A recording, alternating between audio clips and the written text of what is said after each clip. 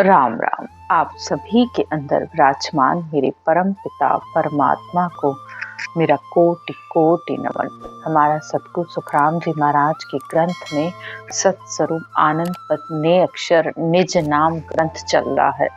सतगुरुदेव आज की ज्ञान की चर्चा में कहते हैं, आदि अनादि से पारब्रह्म परमात्मा के दो पद हैं, एक परब्रह्म का, दूसरा सत्स्वरूप का। परब्रह्म से सब संसार में आत्माएं आती हैं, लेकिन इच्छा शक्ति संग होने की वजह से वो बार बार जन्म मरण में आती रहती हैं। लेकिन सत्स्वरूप में मिलने के बाद आत्मा का जन्म मरण खत्म हो जाता है। तो संसार में दो ही पद हैं, एक संत मत, दूसरा ऋषि मत। तो संत मत संसार को ज्ञान देता है। जितने भी शास्त्र बने हैं वो सब ऋषि मुनियों के द्वारा बने हुए हैं, और संत संसार में आत्मा की मोक्ष की प्राप्ति करवाते हैं। तो दोनों में अंतर है, एक भक्ति मोक्ष प्राप्ति की है तो दूसरी संसार में स्वर्ग और वैकुंठ तक की मुक्ति की है।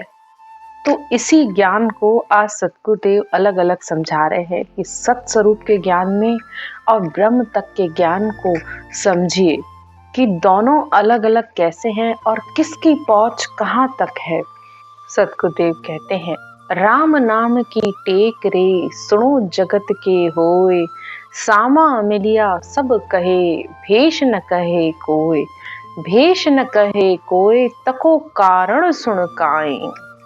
पूरे संसार को इस राम नाम का आधार है, चाहे पशु हो, पक्षी हो, मनुष्य हो, जीव हो, जंतु हो, पेड़ हो, पौधे हो, हर किसी को, राक्षस हो, देवता हो, सबको इस राम नाम का आधार है। और संसार में भी जब दो लोग आपस में मिलते हैं तो सामने मिलने पर राम राम कहते हैं, लेकिन जिन्होंने भेष धारण कर रखा है, जिन्होंने अपने पंथ और संप्रदाय से जो बंधे हुए हैं, वो अपने नाम को अलग अलग बताते हैं। हर कोई अपने पंथ के अनुसार अलग अलग नाम जपता है, जबकि संसार से जब जाते हैं तो एक ही बात कही जाती है कि राम नाम सत्य है, सत्य बोलने पर मुक्ति है। सब कह रहे हैं, यहाँ तक कोई ज्ञानी हो, बहुत बड़े संत हो, सबके जाने पर एक ही बात कही जाती है, लेकिन पंथ संप्रदाय बड़ा घना अपनी डफली अपना राग। तो हर किसी की अपनी डफली है, यानी अपना ही राग है। हर कोई अपने अनुसार, पंथ के अनुसार अपने नाम को कहता है। लेकिन सतगुरुदेव कहते हैं कि इसमें से कौन अधिक है, कौन कम है। सुखराम पंथ सब भेष का, न्याव कर कर जोए, राम नाम की टेक रे सुनो जगत के होए। तो इसका क्या कारण है? हे ज्ञानियों, इस बात को सोच के बताओ कि इनमें से कौन ज्यादा है, कौन कम है। पूरी सृष्टि को राम का आधार है, लेकिन सब अपने अपने अनुसार, अपने पंथ के अनुसार नाम लेते हैं। तो इसकी वजह क्या है? तो सतगुरुदेव यहाँ समझाकर कहते हैं कि सारे संसार को राम का आधार है, लेकिन संसार में दो ही मत हैं, एक ऋषि मत, दूसरा संत मत। हर चीज संसार में जोड़े से बनी हुई है, चाहे सुख हो, चाहे दुख हो, चाहे स्त्री, चाहे पुरुष, चाहे राम या सीता। जितने भी देवी देवता हैं, जितनी भी संसार की बातें हैं, सब जोड़े से बनी हुई है। आप इस बात पर ध्यान दो, राधा कृष्ण, भगवान विष्णु, लक्ष्मी, शिव, पार्वती, ब्रह्मा, सरस्वती, हर चीज जोड़े से है। देवी देवता भी जोड़े से हैं, तो इस संसार की हर चीज जोड़े से है। लाभ हानि, यश अपयश, हर चीज जोड़े से है। इसी तरह भक्ति भी अंदर जोड़े से होती है। एक होती है श्वास श्वास, दूसरी है श्वास और प्रश्वास की। यानी जब आमने सामने जब आप मिलते हो तो जो आप राम राम कहते हो वो एक श्वास का राम है, और दूसरी है दोनों श्वास में, उठती श्वास और बैठती श्वास, दोनों में राम राम। इसी तरह संसार में इस भक्ति मार्ग में भी यही बात है।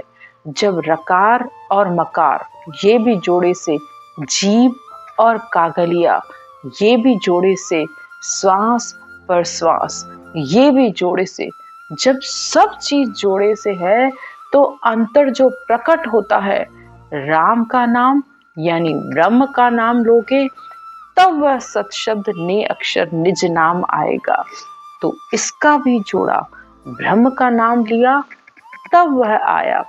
तो जब सब चीज जोड़े से है तो परमार्थ में भी जोड़े की जरूरत है, यानी दो के मिलन की। और इस श्वास पर श्वास में जब ये मंथन होगा तब वह सच शब्द प्रकट होता है। तो ये है संत मत, जिससे आत्मा को मोक्ष की प्राप्ति होती है। आगे सतगुरुदेव कहते हैं, वाह गुरु नानक कहो साहेब कहो कबीर, जैन धर्म वंदन करे राम की गत कहे वीर, राम की गत कहे वीर कौन इदका या माही। अब गुरु नानक साहेब ने भी केवल भक्ति करी, लेकिन जब उन्होंने भक्ति करी तो उन्होंने अपने गुरु को नमन करते हुए कहा कि वाह गुरु, तुमने मुझे ऐसी भक्ति का दान दिया कि मैं उस परमात्मा में मिल गया। लेकिन संसारी उस राम नाम को तो भूल गए और बस वाह गुरु करने लग गए। तो वो उन्होंने कहा किस लिए, किस बात पर, और वो समझ क्या रहे हैं। तो ये संसार की समझ है कि वो जो अंतर का ज्ञान है, जो अंतर का आध्यात्म है, वहां तक नहीं जाते कि भाई सत्य वाह गुरु मुंह से बोल रहे हो, लेकिन अंतर में जो राम प्रकट हो रहा है, अंतर में जो निज नाम ने अक्षर प्रकट हो रहा है, उसकी समझ नहीं कर पाते हैं। उन्होंने उसके लिए कहा। और कबीर पंथ के लोग साहेब साहेब कहो कबीर, जैन धर्म वंदना करे।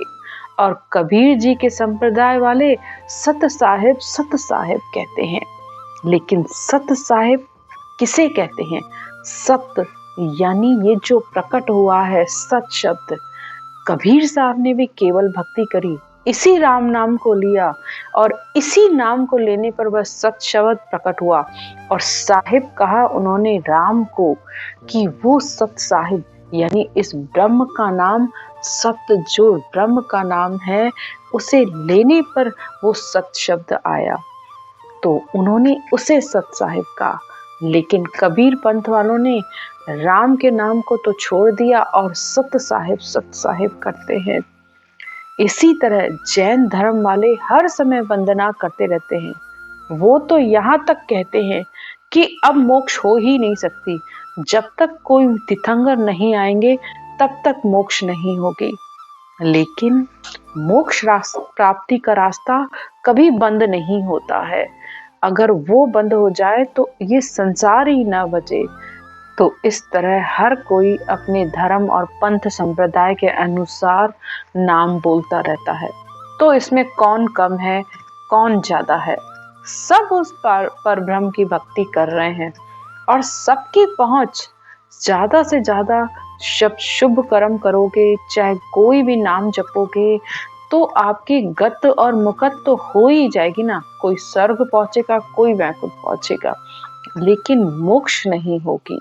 आगे सतगुरुदेव कहते हैं, दत्त नारद तत् चीन और कियो कछु नाही, सुखराम कहे रघुनाथ जी, किशन कहो क्या बीर, वाह नानक गुरु कहो साहेब कहो कबीर।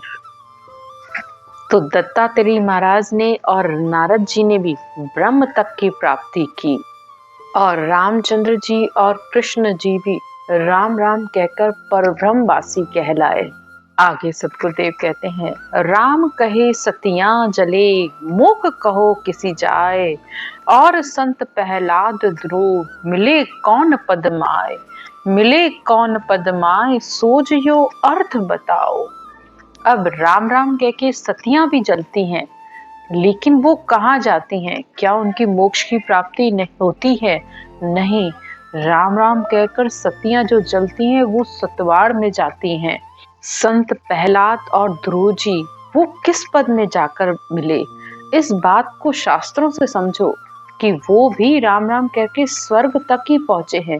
क्योंकि जो जो शुभ शुभ कर्म करोगे, नाम जप करोगे, ऐसा नहीं है कि कोई भी चीज बेकार है, कोई खाली जाएगा।